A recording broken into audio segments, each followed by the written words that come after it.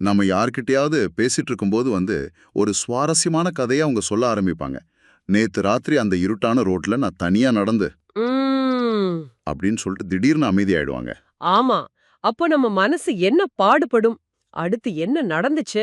அத முழுசா சொல்லக்கூடாதா அப்படின்னு ஒரு பதபதப்பு உருவாகும் இல்லையா? கண்டிப்பா. அது ரொம்பவே எரிச்சலா இருக்கும். ஏதோ ஒண்ணு மிச்சம் இருக்கிற மாதிரியே தோணும். மனித மனசுக்கு எப்பவுமே இந்த முற்றுப்பெறாத விஷயங்கள் ஒருவித தவிப்ப கொடுக்கும். மொழியிலயும் அப்படிதான். ஆமா, மொழியிலும் சில வார்த்தைகள் தங்களோட பொருளை முழுமையாக்காம அப்படியே அந்தரத்துல தொங்கிட்டு நிக்கும். சரியா சொன்னீங்க. அப்படிப்பட்ட வார்த்தைகளோட உலகத்துக்குள்ள நுழைஞ்சு அதோட ஆணிவேர ஆராயிற நம்மளோட ஆழ்ந்த அலசலுக்கு உங்க எல்லாரையும் வரவேற்கிறேன். இது ஒரு மிகச் சரியான தொடக்கம். மனிதர்களுக்கு எப்படி ஒரு முழுமை தேவையோ அதே போலதான் மொழிக்கும் தேவை. இப்போ இன்னைக்கு நாம 8ஆம் வகுப்பு தமிழ் இலக்கணத்துல இருக்கிற எச்சம் அப்படிங்கிற பகுதியை பத்தி தான் பேச போறோம். இப்போ உங்க படித்த படித்து இந்த மூணையை நான் உச்சரிக்கும் போது பாத்தீங்கன்னா பார்ப்பதற்கு ஒரே குடும்பத்தைச் சேர்ந்த வார்த்தைகள் மாதிரி தான் தெரியுது. ம் ஆனா அதோட செயல்பாட்டுல பெரிய வித்தியாசம் இருக்கு. அதுதான் இதுல என்ன பெரிய வித்தியாசம் இருந்துற போகுது அப்படின்னு தோணுது. அங்கதான் மொழியோட ரகசியமே ஒழிஞ்சிருக்கு. இப்ப படித்தான் அப்படிங்கிற வார்த்தையை கவனிங்க. அந்த சொல்ல ஒருவன் ஒரு செயலை செய்து முடிச்சிட்டான் அப்படிங்கறது நமக்கு தெளிவா தெரியுது. ஓ, அதாவது அதுக்கான பொருள் முழுமை அடைஞ்சிடுச்சு. மிகச்சரி. அங்க உங்களுக்கு மிச்சம் எந்த கேள்வியும் எழாது. இப்படி பொருள் முற்று பெற்றுவிட்ட ஒரு சொல்ல இலக்கணத்துல வினைமுற்று அப்படின்னு சொல்றாங்க. புரியுது. அதாவது ஒரு செயல் முடிஞ்சிருச்சு, அந்த வார்த்தையும் முடிஞ்சிருச்சு. ஆமா. ஆனா அடுத்த 2 வார்த்தைகளை சொல்லி பாருங்க. படித்த படித்து. இந்த வார்த்தைகளை கேட்கும்போது நீங்க முதல்ல சொன்னீங்களே அந்த இருட்டான ரோட்ல பாதி சொல்லப்பட்ட கதை அது போல தோணல. ஆஹா, சரியா பிடிச்சிங்க. அங்க பொருள் முற்று பெறல, ஏதோ ஒண்ணு தொக்கி நிக்குது. ஆமா, கொஞ்சம் மிச்சம் இருக்கிற மாதிரி ஒரு ஃபீல். பொருள் முற்று பெறாம இப்படி எஞ்சி நிற்கிற இந்த சொற்களை தான் எச்சம் அப்படின்னு இலக்கணத்துல சொல்றாங்க. எஞ்சி நிற்பதால் எச்சம். ஓஹோ. நீங்க தேர்வுக்கு தயாராகிற மாணவரா இருந்தா உங்க நினைவுல நிறுத்திக்க வேண்டிய முதல் குறிப்பு இதுதான். பொருள் முற்று பெறாமல் எஞ்சி நிற்கும் சொல் எச்சம் எனப்படும். இதை நான் இப்படி புரிஞ்சுக்கிறேன். இது ஒரு பாதி கட்டப்பட்ட பாலம் மாதிரி இல்லையா? ஒரு நல்ல உதாரணம். எப்படி சொல்றீங்க? இப்போ நீங்க பாலத்துல பயணிக்க தொடங்குறீங்க. ஆனா நடுல பாலம் முற்று பெறாம அப்படி நிக்குது. உங்களால பயணத்தை முடிக்க முடியாது. பாலம் முழுமை அடைஞ்சாதான் உங்க பயணம் முற்று பெறும். கண்டிப்பா. அதுபோல இந்த படித்த படித்து அப்படிங்கிற வார்த்தைகளுக்கு பக்கத்துல இன்னொரு வார்த்தை இணைஞ்சாதான் அந்த வாக்கியத்தோட பயணம் முற்று பெறும். நான் சொல்றது கரெக்டா? மிக அருமையான ஒப்பீடு. அந்த பாதி கட்டப்பட்ட பாலத்துல அடுத்து என்ன கல்ல வைக்க போறோம் அப்படிங்கறத பொறுத்து இந்த எச்சம் 2 முக்கிய பிரிவுகளா பிரிக்கப்படுது. ஓ, 2 வகையா? என்னன்னது? அதாவது முற்று பெறாத ஒரு சொல் தனக்கு துணையா ஒரு பெயர் சொல்ல தேடுதா அல்லது ஒரு வினை சொல்ல, அதாவது செயல தேடுதா அப்படிங்கறத வச்சுதான் அது என்ன வகையான எச்சம்னு முடிவாகுது. சரி. பெயரெச்சம், வினை எச்சம் அப்படின்னு அது 2 வகைப்படும். அப்படியானால் முதல்ல நம்ம பெயரெச்சத்தை பிரித்துமேவும் அந்த படித்த அப்படிங்கிற சொல்லிய நான் திரும்ப எடுத்துக்கிறேன். சரி, சொல்லுங்க. இந்த பாதி பாலத்தை முழுமையாக்க நான் இதுக்கு பக்கத்துல என்ன மாதிரியான வார்த்தைகளை போட முடியும்? படித்த மாணவன், படித்த பள்ளி, படித்த புத்தகம், இப்படிதானே சொல்ல முடியும். ஆமா, அப்படித்தான் சொல்ல முடியும். படித்த ஓடினான் அப்படின்னு சொல்ல முடியாது. கட்டாயம் சொல்ல முடியாது. நீங்க சொன்ன உதாரணங்களை கொஞ்சம் கூர்ந்து கவனிங்க. மாணவன், பள்ளி, புத்தகம், இதெல்லாமே என்ன? இதெல்லாமே பெயர்ச்சொற்கள். ஒரு நபரை குறிக்கிற பெயர், ஒரு இடத்தோட பெயர், ஒரு பொருளோட பெயர். சரியா சொன்னீங்க. அப்போ ஒரு முற்று பெறாத சொல் தன் பொருளை முழுமையாக்கிக்க ஒரு பெயர் சொல்ல தேடி ஓடினா அது பெயரெச்சம். சூப்பர். இதுவே நமக்கான அடுத்த முக்கியமான குறிப்பு. பெயரை கொண்டு முடியும் எச்சம் பெயரெச்சம் எனப்படும். ஆமா, இது ஒரு காந்தம் போல செயல்படுது. படித்த அப்படிங்கிற அந்த முற்று பெறாத சொல் தனக்கு ஏத்த ஒரு பெயர்ச்சொல் பக்கத்துல வந்ததும் அதோட ஒட்டிக்கிட்டு முழுமை அடைஞ்சிடுது. கேட்கறதுக்கு நல்லா இருக்கு. ஆனா எனக்கு இங்க ஒரு சின்ன குழப்பம். இந்த செயல்கள்ல காலங்கள் இருக்குமே, அதாவது இறந்த காலம், நிகழ்காலம் எல்லாம் இருக்குமே, அதை எப்படி இந்த எச்சங்கள்ல கண்டுபிடிக்கிறது? அது ஒரு சுவாரஸ்யமான தேடல் தான். பெயரெச்சம் 3 காலங்கள்லயும் வரும். அப்படியா? 3 காலங்கள்லயுமா? ஆமா, இத உதாரணங்களோட பார்த்தா உங்களுக்கு ரொம்ப எளிதா புரியும். பாடிய பாடல் அப்படின்னு சொல்லும்போது அந்த பாடும் செயல் எப்போதும் முடிஞ்சிடுச்சு. ஓ, அதனால அது இறந்த கால பெயரெச்சம். கரெக்ட். அதுவே பாடுகின்ற பாடல் அப்படின்னு சொல்லி பாருங்க, அது இப்போ நம்ம கண் முன்னாடி நடந்துகிட்டு இருக்கு. அப்போ அது நிகழ்கால பெயரெச்சம். ஆமா, பாடும் பாடல் அப்படிங்கிறது இனிமேல் நடக்க போற ஒரு செயல். ஓஹோ, அதனால அது எதிர்கால பெயரெச்சம். அப்படியானால் காலம் அப்படிங்கறது அந்த முற்றுப்பெறாத சொல்லிலேயே ஒழிஞ்சிருக்கு இல்லையா?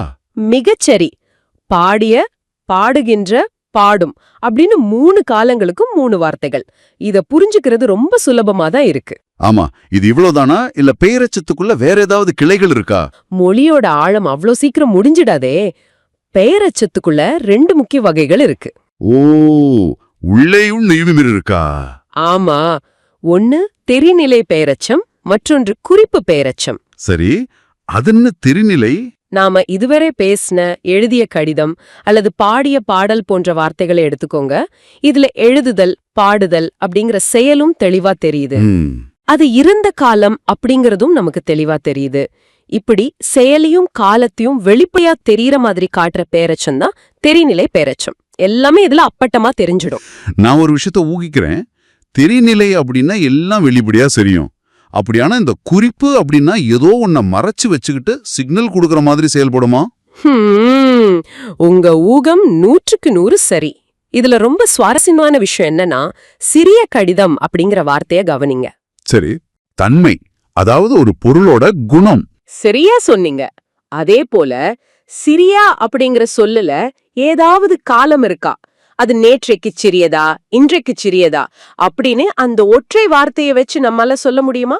இல்லவே இல்ல. அதுல காலம் அப்படிங்கிறது அறவே இல்ல. இதுதான் குறிப்பு பெயரெச்சம். செயலையோ காலத்தையோ வெளிப்படையா காட்டாம ஒரு பொருளோட பண்பினை, அதாவது அதோட குணத்தை மட்டும் குறிப்பா உணர்த்தும் பெயரெச்சம் தான் குறிப்பு பெயரெச்சம். ஓ, இது ஒரு ரகசிய குறியீடு மாதிரி. நேரடியா சொல்லாம குணத்தை வச்சு மட்டும் நம்ம புரிஞ்சுக்க வேண்டியதுதான். ஆமா, சரியா சொன்னீங்க. இதை நினைவுல வச்சிக்க ஒரு யுக்தியை நான் சொல்றேன். தேர்வுக்கு தயாராகிறவங்க இதை குறிப்பெடுத்துக்கலாம். தெரிநிலை அப்படிங்கிறது திறந்த புத்தகம், குறிப்பு அப்படிங்கிறது மூடிய ரகசியம். ரொம்ப அழகான ஒரு குறிப்பு. அதுபோலவே பெயரெச்சத்தை நினைவுல வச்சுக்க ஒரு எளிய சூத்திரம் என்னன்னா, பெயரை தேடி ஓடும் எச்சம் பெயரெச்சம். அவ்வளவுதான். மிக அருமை. சரி, ஒரு சொல் பெயர் சொல்லு தேடி போனா அது பெயரெச்சம் அப்படின்னு பார்த்துட்டோம். இந்த உலகத்துல பெயர் சொற்கள் மட்டும் இல்லையே, செயல்களும் இருக்கே. ஒரு சொல் தன்னோட பொருளை முழுமையாக்கிக்க இன்னொரு செயலை, அதாவது வினைச்சொல்லை தேடி போனா என்ன நடக்கும்? அதுதான் அடுத்த வகையான வினையெச்சம். முதல்ல நாம பார்த்த படித்து அப்படிங்கிற வார்த்தையை போயிடுத்துப்போம். சரி, படித்து மாணவன் அப்படின்னு சொல்லி பாருங்க. ஏதாவது பொருந்துதா? கொஞ்சமா பொருந்தல. கேக்குறதுக்கே ரொம்ப விசித்திரமா இருக்கு. ஆமா, ஏன்னா படித்து அப்படிங்கிற அந்த முற்று பெறாத சொல் ஒரு பெயர் சொல்லை எதிர்பார்க்கல, அது ஒரு செயலை எதிர்பார்க்குது. ஓஹோ, இப்போ படித்து முடித்தான் அல்லது படித்து வியந்தாள் அப்படின்னு சொல்லி பாருங்க. ஆஹா, இப்ப கச்சிதமா பொருந்துருச்சு. முடித்தான், வியந்தாள், இது ரெண்டுமே செயல்கள், அதாவது வினைச்சொற்கள். ஆமா, அப்போ முற்று பெறாத ஒரு சொல் வினையை கொண்டு முடிஞ்சா அது வினையெச்சம். இது அப்படியே பெயரெச்சத்தோட நேரடி எதிர்ப்பதமா செயல்படுது. நீங்க சரியா புரிஞ்சுக்கிட்டீங்க. பேரெச்சத்தை போலவே வினையெச்சத்திலயும் அந்த 2 உட்பிரிவுகள் இருக்கு. அதையும் நாம பாத்துருவோம். கண்டிப்பா. இப்போ எழுதி வந்தான் அப்படின்னு சொல்றோம். இதுல எழுதுதல் அப்படிங்கிற செயலும் அது இறந்த காலம் அப்படிங்கறதும் நமக்கு தெளிவா தெரியுது. அதனால இது தெரிநிலை வினையெச்சம். இருங்க, அப்படியானால் குறிப்பு வினையெச்சம் எப்படி இருக்கும்னு நான் யோசிக்கிறேன். பண்பை மட்டும் காட்டணும், காலம் காட்டக்கூடாது, ஆனா கடைசில ஒரு செயல்ல போய் முடியணும். யோசிச்சு சொல்லுங்க. மெல்ல வந்தான், இது சரியா இருக்குமா? மெல்ல அப்படிங்கிறது அவனோட நடையோட பண்பு. அதுல காலம் இல்ல, ஆனா அது வந்தான் அப்படிங்கிற செயலை தேடி போகுது. பிரமாதம். நீங்களே இலக்கண புலவர் ஆயிட்டீங்க. காலத்தை வெளிப்படையா காட்டாம பண்பினை மட்டும் குறிப்பால உணர்த்தி வினையை கொண்டு முடியும் எச்சம் தான் குறிப்பு வினையெச்சம். நீங்க சொன்ன மெல்ல வந்தான் அப்படிங்கிறது மிக சரியான உதாரணம். எனக்கே ஆச்சரியமா தான் இருக்கு. இலக்கணம் அப்படிங்கிறது இவ்வளவு தர்க்க ரீதியான ஒரு விஷயமா இருக்கு. கணிதத்துல எப்படி சமன்பாடுகள் இருக்கோ அது போலவே மொழியிலையும் சமன்பாடுகள் இருக்கு. ஆமா, மொழி ஒரு வகையான கணிதம் தான். இத செயலை தேடி ஓடும் எச்சம் வினையெச்சம் அப்படின்னு நாம எளிதா நினைவுல வச்சுக்கலாம். இதுவரை நாம பார்த்ததுல முற்றுப்பெறாத சொற்கள் தங்களோட அர்த்தத்தை முழுமையாக்கிக்க மற்ற சொற்களை தேடி அலைஞ்சுது. இது ஒரு நேரான பாதை. ஆனா தமிழ் இலக்கணத்துல ஏதோ ஒரு வியப்பூட்டும் திருப்பு முனை, ஒரு இலக்கண ட்விஸ்ட் இருக்கு அப்படின்னு நான் கேள்விப்பட்டிருக்கேன். அது என்ன? நீங்க கேக்குறது முற்றச்சம் அப்படிங்கறத பத்தி தான். அது ஒரு சுவாரஸ்யமான இலக்கண திருப்பம் தான். நான் ஒரு வாக்கியத்தை சொல்றேன், கவனமா கேளுங்க. சரி, சொல்லுங்க. வள்ளி படித்தனள் மகிழ்ந்தாள். வள்ளி படித்தனள் மகிழ்ந்தாள். இதுல என்ன திருப்பம் இருக்கு? இதுல இருக்கிற படித்தனள் அப்படிங்கிற சொல்ல மட்டும் தனியா எடுத்து பாருங்க.